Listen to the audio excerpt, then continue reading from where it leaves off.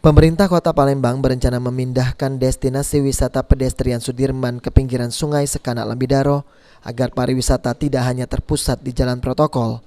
Perpindahan sendiri diperkirakan akan dimulai sesudah selesainya restorasi Sekanak Lembidaro tahap pertama di akhir tahun 2021 ini.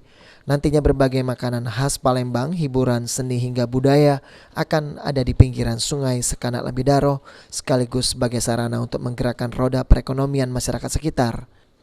Untuk saat ini rencana perpindahan sudah memasuki tahap pengkajian dan penyesuaian sarana prasarana yang ada di Sungai Sekanak Lembidaro.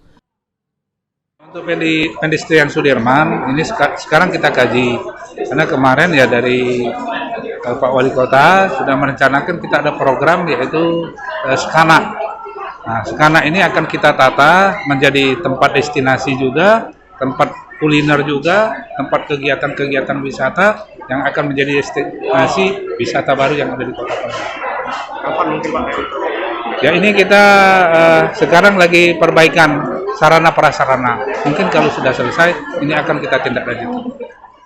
Restorasi Sungai Sekanak Lembidaro sepanjang kurang lebih 11 km yang ditargetkan rampung secara keseluruhan di tahun 2023 akan melalui 3 tahapan pengerjaan.